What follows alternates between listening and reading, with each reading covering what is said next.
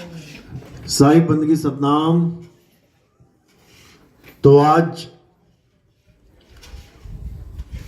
मलकापुर में जिला बुल्ढाना काटी गांव में परम पिता परमात्मा के मूल ज्ञान का प्रचार होने जा रहा है। बहुत बड़े भाग होते हैं उन जीवों के जो इस ज्ञान को अपने पूरे जीवन काल में एक बार भी सुन पाते हैं, और उससे भी बड़े भाग होते हैं उन जीवों के जो इस ज्ञान को थोड़ा सा भी समझ पाते हैं। क्योंकि सुनना आसान है, आए बैठे 1 घंटा सुन के चले गए, लेकिन एक एक बात पे चिंतन, एक एक बात पे मनन, एक एक बात पे विचार करके विवेक लगाना, ये बहुत मुश्किल काम है। ये तभी संपूर्ण होता है जब मालिक की दया होती है, परमपिता परमात्मा की मोहर लगी होती है जीव पे, तब जाके वो सत्य असत्य का निर्णय कर पाता है। नहीं तो सारा जगत इसी ममता में, इसी मोह में, इसी माया में उलझ पुलझ के मर जाता है। तो आज इसी माया, इसी मन, 3 गुणों पे और इसी काया पे और सत्य रूपी आत्मा पे आज पूरी चर्चा करेंगे, और मालिक की दया होगी तो आपको मेरी बात जरूर समझ में आएगी। तो सत्संग शुरू करने से पहले परम पिता परमात्मा के नाम पे जयकारा लगाना है और फिर आगे सत्संग शुरू करेंगे। बोलिए परम पिता परमात्मा की, सदगुरु बंदी छोड़ कबीर साहिब की, सभी संतों की, सभी भक्तों की, आज के आनंद की, सकल हंस को बंदगी, साहिब बंदगी सतनाम। तो साहिब समझा रहे हैं कि हे जीव, जब तक तू अपने निज स्वरूप को, अपने असली स्वरूप को नहीं पहचान पाया, तब तक तेरा ये जन्म मरण, ये भाव बंधन कभी भी खत्म होने वाला नहीं है। चाहे कितने ही मंदिर चले जाओ, कितने ही मस्जिद में कलमे पढ़ाओ, नमाजें पढ़ाओ, कितने ही गुरुद्वारों में बाणियां गा आओ, कितने ही चर्च में जाके प्रेयर कराओ, तुम्हारा जन्म और मरण ऐसे खत्म नहीं होने वाला। क्योंकि माया ने ऐसा जाल बुन दिया है, माया ने ऐसा चक्कर बना दिया है कि तुम उस चक्रव्यूह से निकल नहीं सकते। जब तक परमात्मा की दया ना हो जाए, जब तक तुम्हारे जीवन में ऐसा गुरु ना आ जाए जो इस चक्रव्यूह को तोड़ दे और तुम्हें इस चक्रव्यूह से बाहर कर दे। कौन सा चक्रव्यूह है ये मायावी चक्रव्यूह है। और माया है क्या? साहिब समझा रहे हैं कि दुनिया, सारा जगत माया को तो छोड़ना चाहता है, बातें तो कर रहा है कि माया से दूर रहो, माया को त्याग दो, ये माया संसार है, इसको छोड़ दो, लेकिन सत्य को ना जानने के कारण माया को ही सत्य मान बैठा है। दिक्कत ये है। तो इसी को साहिब समझा रहे हैं कि पहले ये जानना पड़ेगा माया है क्या। तो साहिब अपनी वाणी में संकेत कर रहे हैं, माया महाठगनी हम जानी, माया महाठगनी हम जानी, त्रिगुण फांस लिए कर डोले, बोले माधुरी वाणी, माया महाठगिनी हम जानी। कहते ये माया इतनी ठग है, हम अच्छी तरह जानते हैं इस माया को, इसने कैसे पूरे संसार को ठगा हुआ है। माया महाठगिनी हम जानी, और इसका हथियार क्या है? त्रिगुण फांस लिए कर डोले, 3 गुणों की फांस लेके हाथ में ये डोल रही है। बोले माधुरी वाणी, माया महाठगिनी हम जानी। कौन कौन से 3 गुण लेके घूम रही है ये? सबसे पहला गुण है रजोगुण। रजोगुण मतलब किसी भी वस्तु का पैदा होना। दूसरा गुण है सतोगुण। सतोगुण मतलब किसी भी वस्तु का पलना। और तीसरा गुण है तमोगुण यानी किसी भी वस्तु का नाश हो जाना। यही तीन गुणों की फांस माया लेके घूम रही है और हमें बार बार इस चक्रव्यूह में घुमा रही है। अब हम कैसे बचेंगे माया से? हमें माया को समझना पड़ेगा कि माया है क्या, कौन सी ऐसी वस्तु है जो तीनों गुणों से न्यारी है, उसको ढूंढना पड़ेगा। अब तीन गुणों में है क्या क्या, पहले यह समझ लेते हैं। तीन गुणों का मतलब पैदा होना, पलना और नष्ट हो जाना। अब हम सत्य किसको मान के बैठे हैं? पहले तो उस पे आ जाते हैं। हम सबसे पहले सत्य मान लेते हैं भगवान के शरीरों को। कोई राम जी के शरीर की पूजा कर रहा है, कोई श्याम जी के शरीर को भगवान मान बैठा है, कोई हनुमान जी के शरीर को भगवान मान बैठा है, कोई शेरा वाली माता को मान बैठा है। यानी किसी ना किसी शरीर की कोई ना कोई पूजा कर रहा है। अब इस शरीर के ऊपर बात चलती है कि क्या शरीर तीन गुणों से रहित है?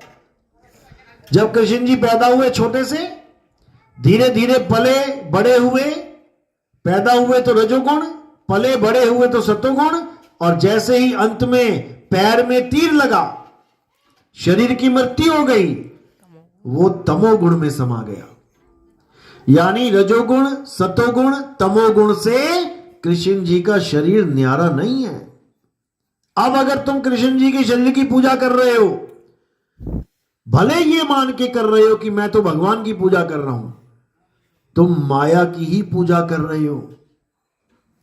बिल्कुल सेम चीज राम जी के शरीर के साथ है, हनुमान जी के शरीर के साथ है, इस दुनिया के किसी भी शरीर के साथ है।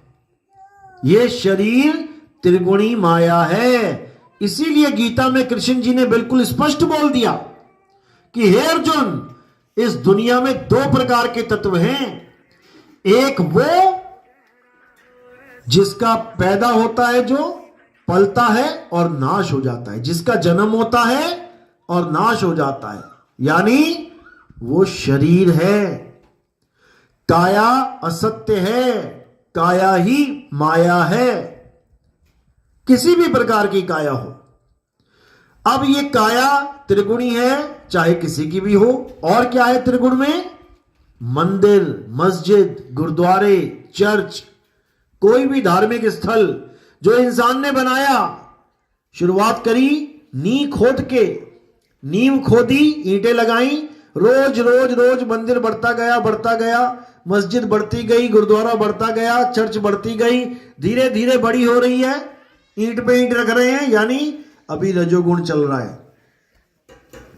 जैसे ही कंप्लीट हो गई, रंग कर दिया बढ़िया, एकदम फर्स्ट क्लास, चमचमाती हुई, गेट ओपन कर दिया, लोग पूजा करने लग गए जाके।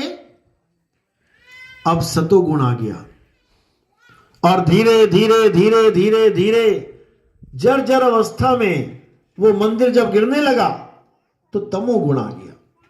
ना रिपेयर करो, देखो 200 साल में कोई भी मंदिर गिर जाएगा। रिपेयर कर करके 200-400 साल निकाल भी सकते हो, लेकिन फिर भी एक ना एक दिन उसका नाश होना है। ये त्रिगुण माया में आ गया। अब मूर्तियां लगा लो, कोई मूर्ति बनाता है, कोई शिल्पकार, कोई सड़क के किनारे बैठा आदमी देखो हजारों मूर्तियां बना देता है। गणेश चतुर्थी आई तो गणेश जी की बना देगा, रामनवमी आए राम जी का परिवार बना देगा, लक्ष्मी जी का कोई आया त्योहार तो लक्ष्मी जी के बना देगा, दुर्गा जी का आया तो दुर्गा जी की मूर्तियां बना देगा। अब रोज रोज जितनी मूर्तियां बना रहा है, धीरे धीरे वो मूर्तियां बदल रही हैं, बड़ी हो रही हैं। जब तक बड़ी हो रही हैं रजोगुण, और जैसी बन के तैयार सतोगुण मंदिर में स्थापित हो गई। अब अगर गलती से भी खंडित हो गई, उंगली टूट गई, चक्र टूट गया, गदा टूट गई, मुकुट टूट गया, अब उस मूर्ति को उठा के मंदिर से बाहर रख दिया जाएगा। यानी तमोगुण में आ गई।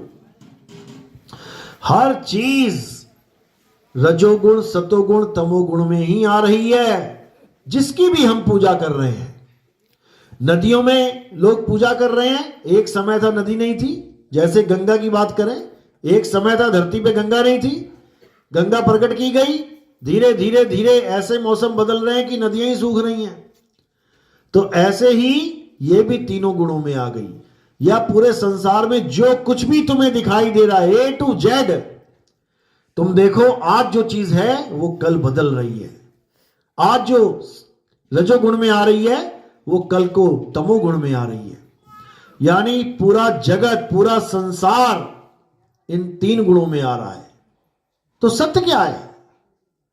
जब सारा संसार तीन गुणों में आ रहा है तो सत्य क्या है? अब कुछ लोग सोचते हैं कि शायद राम नाम सत्य है। बोलते हैं ना राम नाम सत्य है, तो कई लोग सोचते हैं शायद राम जी का नाम सत्य है तो हमें राम राम जपना चाहिए, इसे जपने से हमें मुक्ति मिलेगी, इससे हमें सत्य प्राप्त हो जाएगा। यह भी गलत है। यह भी तीन गुणों में आता है। जैसे ही हम रा की आवाज निकालते हैं रा, वैसे ही रजोगुण आ जाता है। जब हम बीच में पहुंचते हैं रा, तो ये सतोगुण आ जाता है। और जैसे ही मां पे ये नाम खत्म होता है, तमोगुण आ जाता है। ये भी पैदा हुआ, ये भी चला और ये भी खत्म हो गया। ओम नाम का जाप करते हैं, ओ जैसे ही शुरुआत करी रजोगुण आ गया। अब जितनी देर ओम चल रहा है ये सतोगुण है, और जैसे ही मां पे आ जाएगा ये खत्म हो जाएगा। ये भी त्रिगुण में आ गया। यानी कोई भी चीज इस संसार में तीन गुणों से परे नहीं है। हर चीज तीन गुणों में उलझी पड़ी है। अब यही त्रिगुणी माया सबको उलझा उलझा के मार रही है। लेकिन कोई समझ नहीं पा रहा कि हम जिसको भगवान मान के, परमात्मा मान के, अपना इष्ट मान के पूज रहे हैं, वही माया बना बैठा है हमारे लिए। अब माया से परे क्या चीज है उसको जानना है, और वो एक ही है, वो 2 3 4 5 नहीं है। माया से परे क्या है? आत्मदेव।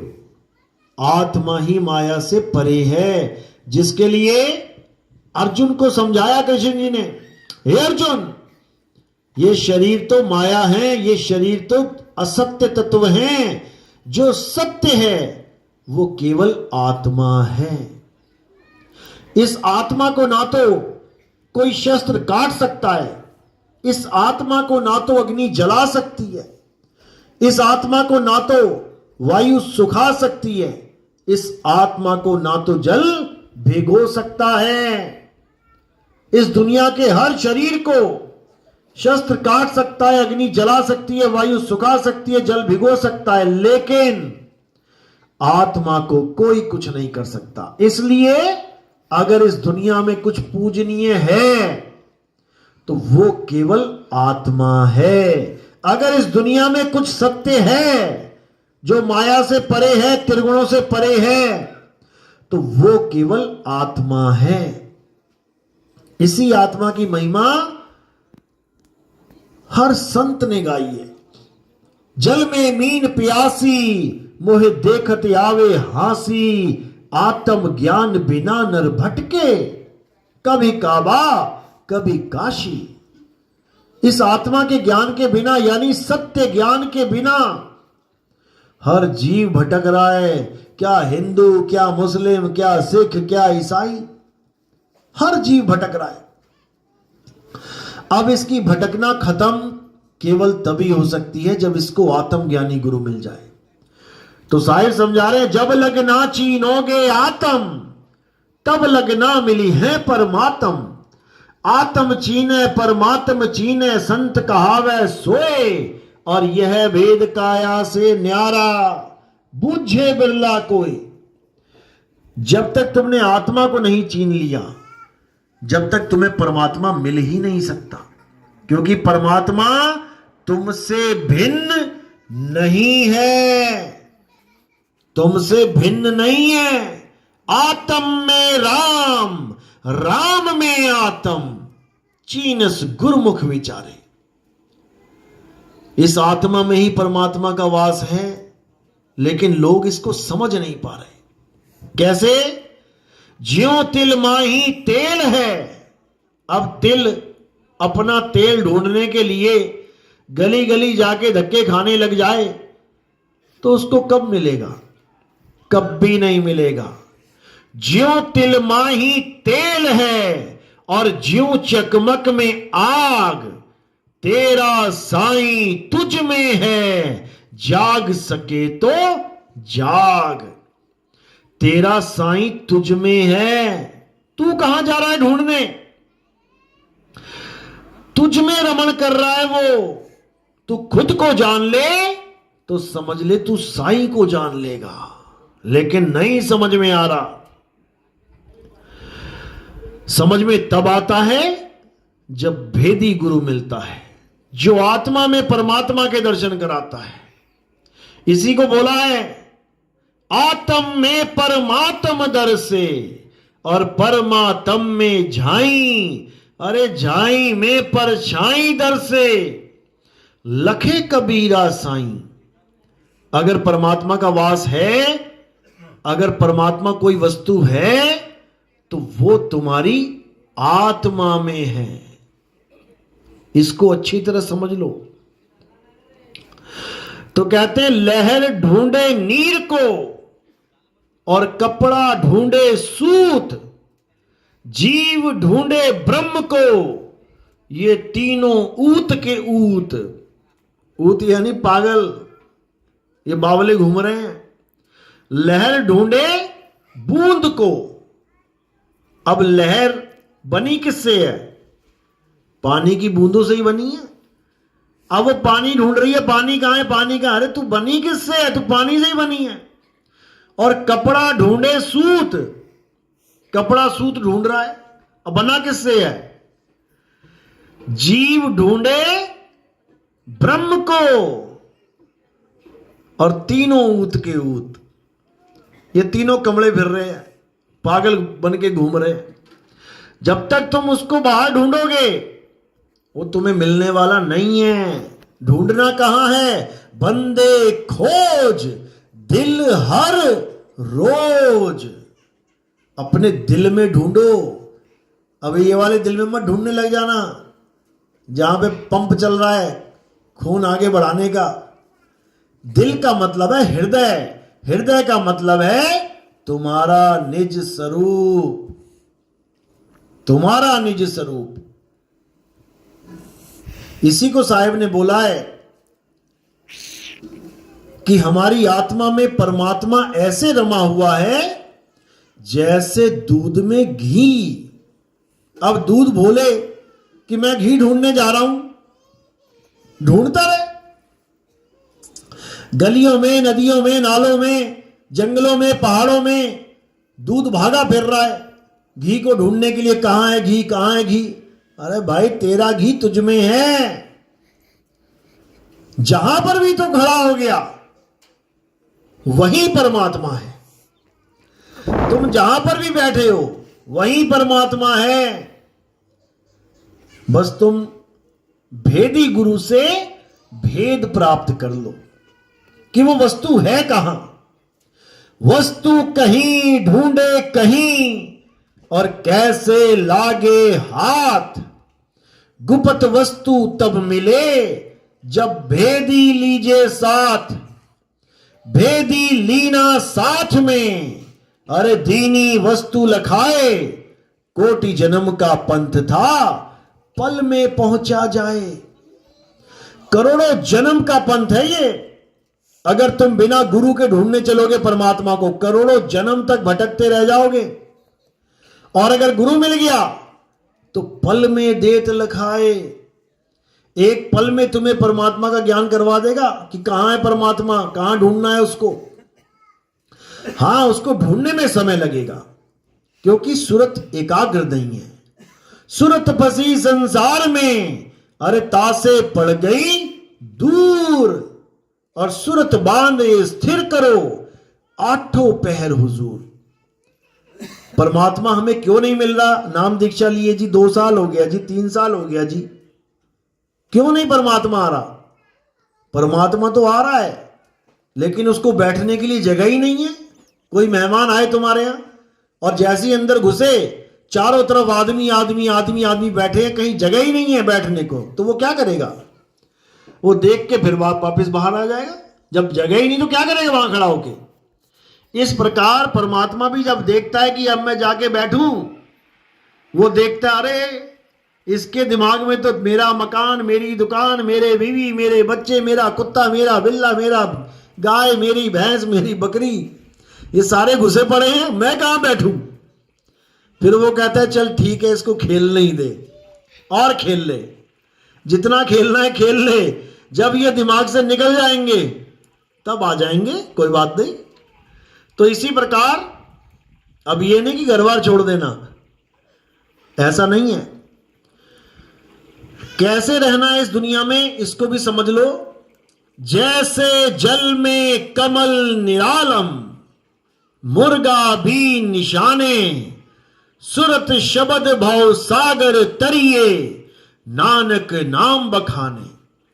ऐसे रहना है इस संसार में जैसे कीचड़ में कमल रहता है। अब कीचड़ में कमल रहता है 24 घंटे, लेकिन कीचड़ की इतनी हिम्मत नहीं कि कमल को टच भी कर पाए, वो टच नहीं कर सकता, क्योंकि कमल निर्लेप है कीचड़ से। अब आप कैसे निर्लेप होगे?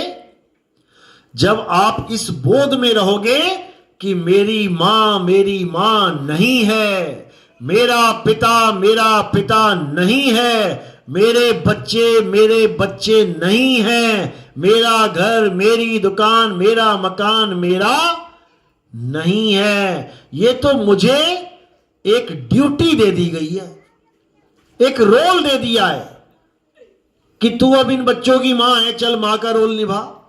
अब रोज सुबह उठ के बच्चों को नाश्ता दे, स्कूल भेज, ये कर वो कर।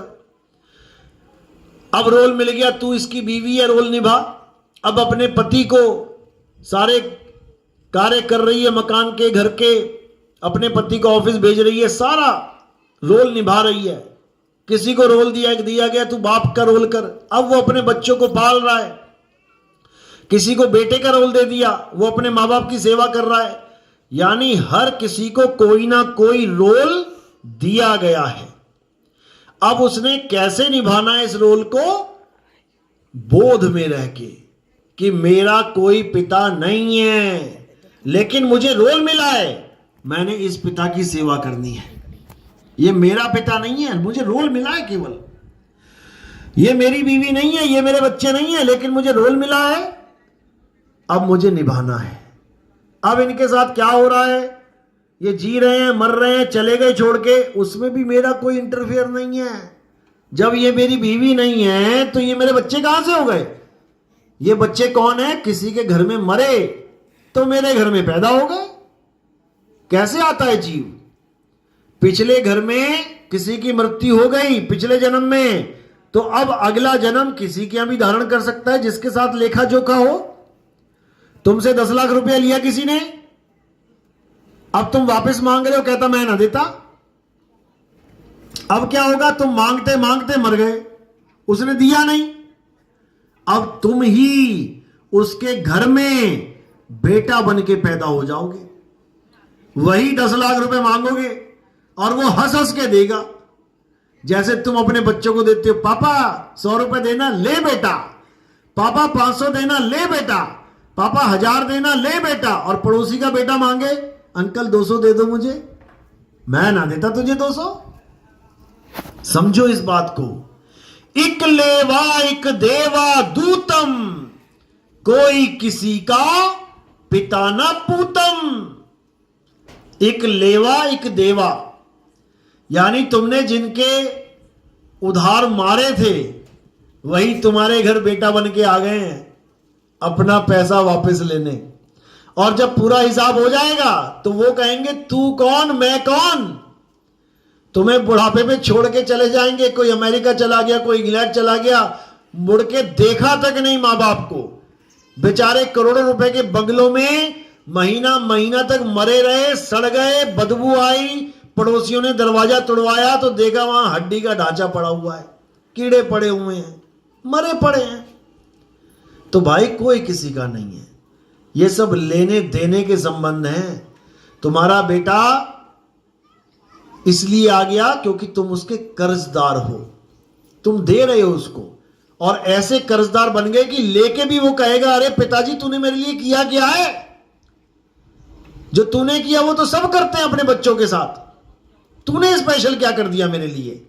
ऐसी बातें सुना के, ताने मार के, तब तुम्हें समझ में आएगा कि ये मेरा बेटा नहीं है भाई, ये मेरा देवनदार है, लेवनदार है। तो यही माया है, इसी माया से परे हो जाना है, यानी सारे काम करते जाओ और इसको एक खेल समझो। ये एक नाटक चल रहा है, कोई किसी का नहीं है। अगर आपका कोई है इस संसार में तो केवल और केवल परमपिता परमात्मा, उसके अलावा कोई नहीं है। वही है जो तुम्हारी हर गलती को क्षमा कर सकता है, वही है जो तुम्हारी एक पुकार पे तुम्हें यहां से बाहर कर सकता है। लेकिन कोई पुकार ही नहीं रहा। पुकार किसकी चल रही है? हे भगवान मेरी इस बार फसल बढ़िया हो जाए, तथास्तु। हे भगवान मेरे बच्चे के अच्छे नंबर आ जाएं। गुरु भी धारण कर लिया तो क्या मांग रहे हो? मेरी बेटी के बच्चा नहीं हो रहा, मेरी बहू के 7 साल से बच्चा नहीं हुआ। बताओ बाबा जी हम बच्चे देने के लिए बैठा है। मुक्ति की बात कोई नहीं कर रहा कि मैं जन्मों जन्मों से फंसी हूं, पता नहीं कितनी बार मां बन ली, कितनी बार बेटी बन ली, कितनी बार कुत्ता बिल्ली हाथी घोड़ा सूअर चीते सांप बिच्छू क्या नहीं बन गए। लेकिन अभी भी किसी को मुक्ति का मतलब भी नहीं पता है। मुक्ति को तो कहते हैं अरे मुक्ति क्या करनी है, ऐसे ऐसे पंथ चल रहे हैं। अगर उनसे कहो ना कि भैया मुक्ति, कहते मुक्ति क्या चीज है? मुक्ति तो बहुत नीचे का ज्ञान है, बहुत तुच्छ चीज है। अच्छा फिर बढ़िया चीज क्या है? अरे भगवान के साथ आओ, दुनिया में बार बार आओ, कभी गोपी बन के कभी ग्वाल बन के आओ, इसी में खुश हैं। क्योंकि इनको मुक्ति की परिभाषा तक नहीं पता है। अगर इनको मुक्ति की परिभाषा पता लग जाती तो ये मुक्ति की बात करते, ना कि बार बार जन्मने की मरने की। अरे एक बार ग्वाले बन गए, दूसरी बार क्या पता ग्वाला बनाए ना बनाए, राक्षस बना दे। सुदामा ऐसा पुरुष था जिसके चरण धोके पिए। किसने? भगवान कृष्ण ने। सोचो तुम्हारे तो नहीं पिए ना धोके कभी। धोके पिए, उसको अगला जन्म किसका मिला पता है? राक्षस का, चूड़ राक्षस। किसी को नहीं पता है। शिव महापुराण में दर्ज है ये पूरी कहानी, पढ़ो जाके, तुम्हें पता लगे कि जिसके चरण धोके भगवान ने पी लिए वो भी राक्षस जून को प्राप्त हो गया। तो तुम कहां कहां जाओगे, तुम ये सोच लो पहले। तुम्हारी तो ऐसी दुर्गति होगी इस माया में कि तुम सोच भी नहीं सकते कि मेरे कौन कौन से जन्म हो लेंगे। किसी को बख्शा नहीं जाएगा मेरे भाई, किसी को नहीं। कोई बचने वाला नहीं है। बचेगा कौन? कहे कबीर सोई जन बच गए, जिन शब्द में सुरत संभारी, गगन में अगिया लागी बड़ी भारी। इस पूरे संसार में आग लगी है माया की, और बड़े बड़ों को नचा मारा इसने। अब बचेगा कौन? बचना चाहो काल जाल से तो चीनो शब्द हमारा, और कहे कबीर अमर कर राखू, जो निज होए हमारा। जो 100% मेरा हो जाएगा, जो निज मेरा हो गया, जो मेरा हो गया 100%, उसको मैं बचाऊंगा और उसको बार बार इस भवसागर में आने नहीं दूंगा। कि कोई कहे कि सत भक्ति करके भी मैं वापस आना चाहता हूं, नहीं आ पाएगा वो। साहिब इसी को समझा रहे हैं बार बार कि नकली भक्ति करोगे तो भक्ति करने के बाद भी आना पड़ेगा, और असली भक्ति करोगे उसके बाद तुम सत्य में समा जाओगे। फिर तुम्हारा आना जाना, जन्मना मरना, ये सुख और दुख में हंसना रोना, ये सब खत्म, सब कुछ खत्म। तो नकली भक्ति क्या है? जाप, अजप्पा, अनहद। जाप यानी मंत्रों के जाप, राम राम राम राम राम राम, हरे कृष्णा हरे कृष्णा हरे कृष्णा, अल्लाहु अल्लाहु अल्लाहु, Waheguru Waheguru Waheguru, God God God, कुछ भी, ये सब जाप हैं। जाप मरे, तुम्हारी काया के खत्म होते ही सारे जाप खत्म हो जाएंगे। जब तक काया जीवित है खूब बड़बड़ा लो, और जैसे ही काया खत्म सारे मंत्र भी खत्म। तो कहते हैं जाप मरे, अजपा मरे। ये श्वासों का अजपा जाप, कोई कह रहा है सोहं सोहं, कोई कह रहा है ओहम ओहम, कोई कर रहा है कोहम कोहम, वो हम, ये सब खत्म हो जाएगा।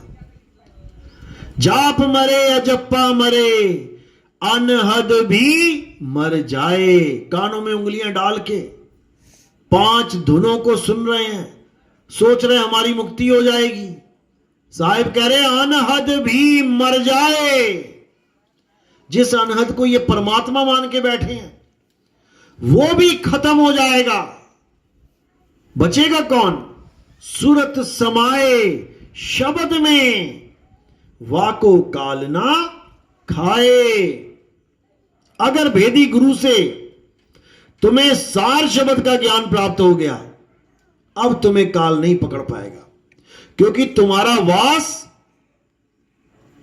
सार शब्द में हो जाएगा, और सार शब्द तक काल नहीं पहुंच सकता। इसी को साहिब ने समझाया कि सार शब्द आए जेहि विधि हाथा, तेहि विधि काल नवावे माथा। एक बार सार शब्द हाथ आ गया, अब काल घुटने टेक देगा, सिर झुका लेगा तुम्हारे आगे। ये महिमा है सार शब्द की। और कुछ लोग भरमाने में लगे हैं कि सार शब्द कुछ होता ही नहीं है। बिल्कुल नहीं होता है, लेकिन किनके लिए? जिनको वो प्राप्त नहीं हो पाता उनके लिए नहीं है। एक लोमड़ी जंगल में जा रही थी, अंगूर का पेड़ मिला, अंगूर की बेल, अब ऊपर देखा अंगूर बढ़िया एकदम पीले पीले, अब लगी छलांगे मारने की अंगूर खाए जाए। 1000 बार छलांग मार दी, अंगूर तक नहीं पहुंच पाई। अब क्या करें? अब दिल टूट रहा है कि बढ़िया चीज थी खाने की, मिली नहीं। अब मन को समझा रही है, ओहो खट्टे हैं ये अंगूर, खट्टे हैं, अच्छा हुआ नहीं खाया। अच्छा हुआ नहीं खाया, क्योंकि प्राप्त नहीं कर पाए। ऐसे कुछ निकम्मे हैं, 2-2 साल, 3-3 साल, 4-4 साल दुनिया में दिमाग घुमा दिया पूरा, और बात करते परमात्मा नहीं मिला 4 साल से। कमरे में बैठने की जगह नहीं परमात्मा को, सारी दुनिया में सूरत को भटका रखा है, और दोष दे रहे हैं गुरु को कि परमात्मा नहीं मिला, परमात्मा नहीं मिला। कबीर साहब कह रहे हैं सूरत फंसी संसार में, तासे पड़ गई दूर। तुम्हें समझा रहे हैं कि तुम्हारी सूरत दूर पड़ गई। अब तुम देखो कि पूरा दिन तुम्हें क्या ख्याल आता है। बस तुम बैठ जाओ आराम से, 1 मिनट बैठो, अब देखो कि तुम्हारे मन में क्या क्या ख्याल आ रहे हैं। वहीं वहीं सूरत फंसी पड़ी है तुम्हारी। जो भी ख्याल तुम्हारे मन में आ रहा है वहीं सूरत अटकी पड़ी है। अब वहां से निकालना है तुमने, करके देखो कोशिश, लग जाएगा पता। तो इसी को साहिब समझा रहे हैं, सूरत फंसी संसार में, तासे पड़ गई दूर, सूरत बांध स्थिर करो, 8 पहर हुजूर। तुम नहीं इसको रोक सकते, सूरत को भटकने से। हाथी को तुम कंट्रोल नहीं कर सकते अपने हाथों से, करके देख लो। हाथी को कंट्रोल करने के लिए एक यंत्र दिया जाता है, एक वस्तु दी जाती है, और वो वस्तु का नाम है अंकुश। उसके सिर पे बैठा होता है बंदा हाथी के, और अंकुश उसके हाथ में होता है। स्टीयरिंग की तरह घुमाता रहता है, किधर जाना है किधर नहीं, ऐसे कंट्रोल कर लेता है हाथी को। ऐसे ही जो शब्द रूपी अंकुश है, ये मन रूपी हाथी को, जो तुम्हारी सूरत को भटका रहा है, ऐसे कंट्रोल कर देता है। लेकिन तब होता है भाई जब तुम गुरु के कहे पे चलो। अब गुरु के कहे पे चलना नहीं है और कह रहे जी कंट्रोल नहीं हो रहा, जी कंट्रोल नहीं हो रहा, सारी उम्र लगे रहो। यही साहिब समझा रहे हैं, गुरु को सिर पे राखिए, उस हाथी के सिर पे बैठा दो गुरु को, और चलिए आज्ञा माही। कहें कबीर ता दास को ये तीन लोक भय नाही। उस दास को इन तीनों लोक का भय नहीं रह जाएगा छोड़ने का, क्योंकि वो सार शब्द में समा जाएगा। तीन लोग कौन से हैं? ये सूरज चांद सितारे, ये तो माया है। तीन लोग क्या है? तीन लोक है देह में, रोम रोम में धाम, बिन सतगुरु ना पाइए सार शब्द निज नाम। सार शब्द है शिखर पर, मूल ठिकाना सोए, बिन सतगुरु पाए नहीं लाख कथे किन कोय। कबीर का घर शिखर पर, जहां सिलहली गैल, और पांव न टीके पिपिल का, पंडित लादे बैल। कि चींटी की चाल, मकड़ी की चाल, मछली की चाल वहां नहीं पहुंच सकती, परमात्मा के घर तक नहीं पहुंच सकती। वहां कौन सी चाल पहुंचेगी? विहंगम चाल। विहंगम चाल लखाने वाला गुरु जब तुम्हें मिल जाएगा और तुम्हें विहंगम चाल से मालिक के घर पहुंचने का रास्ता बता देगा, तब तुम्हें कोई रोक नहीं सकता।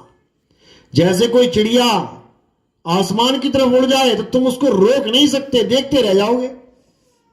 इसी प्रकार अगर सूरत को विहंगम चाल मिल गई तो इसको कोई रोक नहीं सकता। तो साहिब ने समझाया भी वाणी में, जैसे स्वान कांच मंदिर में, भरमते भूख मरे हो, और कहें कबीर नलनी के सुगना, तो हे कौन पकड़ियो। शीशे में कुत्ता है और एक कुत्ता बाहर है। अब असली वाला कौन है? शीशे के अंदर वाला या शीशे से बाहर वाला? बाहर वाला। अंदर वाला चाह कर भी बाहर वाले को काट नहीं सकता, काट के दिखा दे। लेकिन बाहर वाले को यह पता नहीं है कि अंदर वाला मुझे काट नहीं सकता, और भौंक भौंक के भौंक भौंक के भौंक भौंक के मर जाता है। जैसे स्वान कांच मंदिर में भरमते, यानी भ्रमित होके भूख मरे हो, भौंक भौंक के मर गया। और कहें कबीर नलनी के सुगना, यानी तोते पकड़ने वाले क्या करते हैं? एक नलपी लगा देते हैं, नलनी, उस पे मिर्ची बांध देते हैं, नीचे पानी पानी कर देते हैं। अब तोता देखता है मिर्ची टंगी हुई है, आता है सीधे बैठ जाता है मिर्ची खाने के लिए। तो क्या होता है? वो नलपी घूम जाती है, और जब घूमती है तो नीचे पानी, डरता गिर ना जाऊं, ऊपर कस के पकड़ लेता है नलपी को। अब पकड़ा उसने है और सोचता है अरे इस नलपी ने मुझे पकड़ लिया, इसने मुझे पकड़ लिया इतनी टाइट से, अब मैं अब खुलने वाला नहीं। अरे उसको छोड़ और उड़ारी मार। लेकिन भ्रमित हो जाता है और शिकारी उसे पकड़ लेता है। तो कह रहे हैं कहें कबीर नलनी के सुगना, यानी उस नलपी के तोते, अरे तोहे कौन पकड़ी, तुझे किसने पकड़ लिया? तूने खुद पकड़ रखा है उसको। इसी प्रकार जब इस सूरत को विहंगम चाल से चलने की कला प्राप्त हो जाती है तो ये हाथ नहीं आती, फिर ये किसी के हाथ नहीं आती, फिर इसे कोई पकड़ ही नहीं सकता है। यही साहिब समझा रहे हैं कि शब्द विहंगम चाल हमारी, और कहें कबीर सतगुरदई तारी, खुले कपाट शब्द झनकारी, पिंड अंड के पार सो देश हमारा है, कर नैनो दीदार महल में प्यारा है। बिल्कुल क्लियर बता दिया कि ये मकड़ी की चाल वाले, मछली चाल वाले, चींटी की चाल वाले ये जिंदगी में कभी नहीं पहुंच सकते वहां पे। क्या एक मछली, क्या एक चींटी, क्या एक मकड़ी आसमान में उड़ सकती है? कभी नहीं उड़ सकते, क्योंकि इनकी चाल किसी ना किसी तत्व पे निर्भर होती है, आधारित होती है, आधार लेते हैं ये लोग। चींटी दीवार का आधार लेती है, मकड़ी जाल का आधार लेती है और मछली पानी का आधार लेती है, लेकिन पक्षी निराधार उड़ता चला जाता है। इसी को बोला है विहंगम चाल। तो गरीबदास जी कहते हैं, सतगुरु के लक्षण कहूं अचल विहंगम चाल, हम अमरापुर ले गए ज्ञान शब्द सरघाल। कि मैं तुम्हें सतगुरु के लक्षण बताता हूं। गुरु तो बहुत कर रखे हैं तुमने, गली गली में गुरु है, शहर शहर में गुरु है, गांव गांव में गुरु है। इतने गुरु हैं, इतने गुरु हैं, तुम नाम तक नहीं याद कर पाओगे सारे गुरुओं के। लाखों गुरु बने बैठे हैं, लेकिन उसमें भेद बताया जा रहा है कि गुरु का भेद क्या है, लक्षण क्या है। सतगुरु के लक्षण कहूं अचल विहंगम चाल, यानी ऐसा गुरु मिल जाए जो विहंगम चाल देके तुम्हें अचल परमात्मा तक पहुंचा दे। अचल परमात्मा यानी जो हिलता डुलता नहीं है, जो अचल है, अडोल है, अबोल है, वहां तक पहुंचा दे। और वहां केवल विहंगम चाल पहुंचेगी, और कुछ नहीं पहुंच सकता। तो कहते सतगुरु के लक्षण कहूं अचल विहंगम चाल, हम अमरापुर ले गए, यानी मुझे मेरे गुरु अमरपुर ले गए। ये काल की दुनिया, ये मृत्यु लोक, ये छुड़वा के अमरपुर ले गए, यानी जहां जाकर कोई मरता ही नहीं है। यहां तो सबको मरना पड़ेगा भाई, चाहे तुम करोड़पति हो, चाहे तुम रोडपति हो, चाहे तुम आदमी हो, चाहे तुम औरत हो, चाहे तुम बच्चे हो, चाहे तुम जवान हो, चाहे तुम बूढ़े हो, सबको एक ना एक दिन तो मरना पड़ेगा। लेकिन जहां मुझे मेरा गुरु ले गया, वहां पर मौत का नाम ही नहीं है। वहां पर हम सब अमर हो जाएंगे, अमर। साहिब समझा रहे हैं ना, बचना चाहो काल जाल से, चीनो शब्द हमारा, कहें कबीर अमर कर राखूं। ऐसी जगह बता दूंगा जहां जाने के बाद कोई मरता ही नहीं है, मौत होती ही नहीं है, क्योंकि मौत केवल मृत्यु लोक में होती है। मृत्यु लोक कहां है? मृत्यु लोक जहां तुम बैठे हो यही है मृत्यु लोक। और इसी लोक में तुम्हारी मौत होने वाली है, और तुम अपने भाई भाई से झगड़ा कर रहे हो। मुझे कम जमीन दी, तूने ज्यादा ले ली, मुझे कम मकान दिया, तूने ज्यादा ले लिया, मुझे कम पैसे दिए, तूने ज्यादा ले लिए। और यही मौत तुम्हारा इंतजार कर रही है कि आजा बेटा, तुझे मैं दिलाती हूं जमीन। इस माया ने ऐसा जाल बुन रखा है कि एक आम जीव तो छोड़ो, बड़े बड़े देवी देवताओं को लपेटे में ले लिया। एक आम आदमी, एक आम राजा अगर जमीनों पे कब्जा करता है लोगों की, तो समझ में आता है कि ठीक है, लालची है। जैसे देश है, हमारे देश के साथ में एक देश है, वो क्या करता है, वो अपनी जगह ही बढ़ाता रहता है, कब्जे करता रहता है दूसरों के देशों पे। चीन नाम है उसका, वो बढ़ता ही जाता है। समझ में आता है एक आम आदमी चला रहा है उसे, लालची। लेकिन भगवान राम जैसे लोग, उन्होंने भी घोड़ा दौड़ा दिया। कौन सा यज्ञ किया था? अश्वमेघ यज्ञ। क्या मतलब होता है उस यज्ञ का? कि मैं घोड़ा दौड़ा रहा हूं और ये घोड़ा जहां जहां जा रहा है सब अपने आप सरेंडर कर देना मेरे आगे। अगर किसी ने मेरा घोड़ा रोक दिया तो फिर मैं युद्ध करके जीतूंगा उसकी जमीन को। बताओ, हम तो तुम्हें पूरी दुनिया का मालिक समझते हैं कि सारे खंड ब्रह्मांड, ये सूरज चांद सितारे हमारे राम के, और राम जी यहां घोड़ा दौड़ा रहे हैं। भैया कौन सी जमीन पे कब्जा करना चाहते हो? अरे तुम्हारी तो है सारी। फिर किसने पकड़ा घोड़ा? किसने पकड़ा?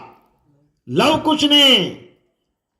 और लव कुश को भी पहचान नहीं पाए कि ये मेरे ही पुत्र हैं।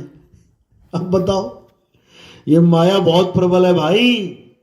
इस माया ने ऐसा घुमाया है सबको कि कोई नहीं निकल सकता इस माया के जाल से। अब निकलेगा कौन?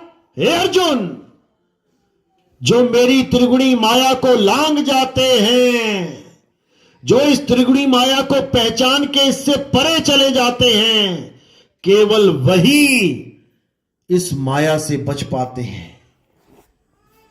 हे अर्जुन, इस त्रिगुणी माया से परे केवल एक वस्तु है, और वो है आत्मा।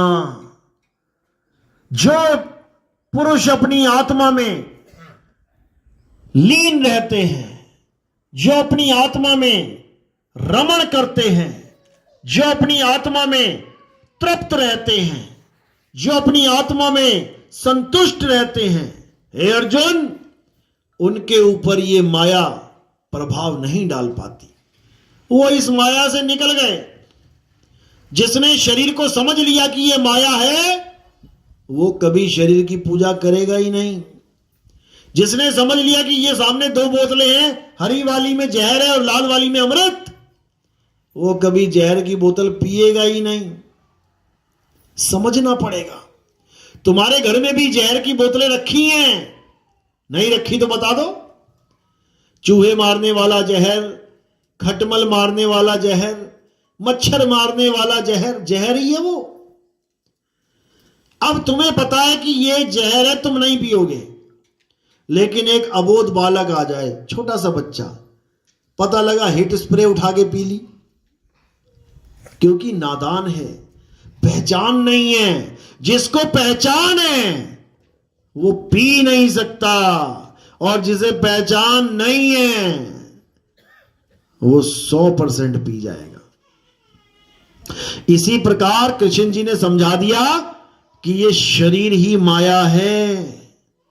अब तुम किसी के भी शरीर की पूजा करोगे तो तुम मेरी त्रिगुणी माया से पार नहीं हो पाओगे। यहीं धक्के खिलाऊंगा तुम्हें अच्छी तरह। और अगर तुमने आत्मा को जान लिया, आत्मा में रमण किया, आत्मा में तृप्त हो गए, तृप्त यानी अब मुझे कुछ और नहीं चाहिए। जैसे तुम्हें खाना खिलाए कोई, खूब ठूस ठूस के खिला दे, एकदम फुल, सांस भी नहीं आ रही है, उसके बाद कोई एक किलो गुलाब जामुन ले आए, तुम्हारी फेवरेट चीज, किलो भाई ये भी खा लो जी, तुम्हारी फेवरेट। आ रहे भैया अब सांस नहीं आ रही, ये कहां से खाऊंगा?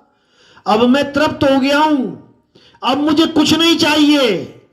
इसी प्रकार जब आत्मा का ज्ञान हो जाता है तो भले तुम्हारा कोई फेवरेट देवी देवता क्यों ना हो, अगर कोई कहे इसकी पूजा कर ले, ना भैया अब नहीं चाहिए, अब मैं अपनी आत्मा में तृप्त हूं, मैं अपनी आत्मा में संतुष्ट हूं। ऐसी संतुष्टि मिल जाएगी, लेकिन तब मिलेगी भाई जब ये सूरत संसार से ज्यादा प्रभु को प्यार करेगी। जब 24 घंटे तुम्हारे अंदर एक ही विचार चलेगा, मुझे मालिक चाहिए, परमात्मा चाहिए, परमात्मा चाहिए। जितना तुम दुनिया को याद करते हो 24 घंटे में, जिस दिन तुम मालिक को याद करने लग जाओगे तब बनोगे मीराबाई। ऐसे नहीं बन जाओगे मीराबाई कि सास बहू को गालियां दे रही है, बहू सास को गालियां दे रही है, षड्यंत्र बना रही है, कैसे इसको नीचा दिखाऊं, कैसे इसको क्या करूं। मैं मीराबाई नहीं बन रही हूं, 5 साल हो गए नाम लिए, मीराबाई कब बनूंगी? तो ऐसे मीराबाई नहीं बनेंगे भाई। तो कहने का मतलब यही है कि इस माया को पहचानो और इस माया से ऊपर उठ जाओ। अच्छे रिश्ते बनाओ, एक दूसरे से प्रेम करो। पल का पता नहीं कब कौन चला जाए छोड़ के, उसके बाद सारी उम्र याद करते रहोगे, मेरी सास तो अच्छी थी, ऐसा था वैसा था। क्योंकि अच्छाइयां भी होती हैं, बुराइयां भी होती हैं हर जीव में, लेकिन जब हमें जीव से प्रेम होता है तब हम सारी बुराइयों को किनारे कर देते हैं। जैसे अपने बच्चे, भले 100 बुराइयां हो लेकिन हमें वो अच्छे लगते हैं। और जब किसी के साथ मन मुटाव हो जाता है तो 100 अच्छाइयां भी उसकी दिखाई नहीं देती, फिर एक बुराई भी खटकती है। फिर उस एक बुराई को लेके हम पूरा दिन चर्चा कर लेते हैं। इसको भी त्याग देना, ये भी तुम्हारा मन विचलित करता है, ये भी सूरत को भटकाता है, इसको भी दिमाग से निकाल देना है। सांस है परमात्मा का ही जीव है। कोई बात नहीं, गालियां दे रही है क्योंकि पिछले जन्म में मैंने गालियां दी थी, अपना हिसाब पूरा कर रही है, कर ले भाई। ऐसे अपने कर्मों को भोगते जाना है और मालिक की तरफ चित्त को लगा के जाना है। चलो, तो आज का सत्संग यही समाप्त करते हैं, आगे भी निकलना है। कोई नाम दीक्षा लेने के लिए आए हैं तो हाथ खड़ा कीजिए। पहली दीक्षा वाले 1 2 3 4 5 6। दूसरी दीक्षा वाले कोई हैं जिनको पहली बार प्रथम दीक्षा मिली थी, दूसरी मिलेगी? चलो, तो प्रथम दीक्षा वाले पहले आ जाएंगे। चरणामत बना हुआ है, बनाना है, चरणामत बना लो। पहली दीक्षा वाले एक एक करके आना, यहां पर मेरे पास बैठना, उसके बाद फिर नीचे चले जाना। और भोजन भंडारा जब चालू करेंगे तब दूसरी दीक्षा वाले आ जाएंगे। पहले दीक्षा ले लेंगे, फिर भोजन कर लेंगे, बाकी सब भोजन कर लेना। दूसरी दीक्षा वाले रुक जाना, 15 मिनट बाद भोजन के लिए चले जाना।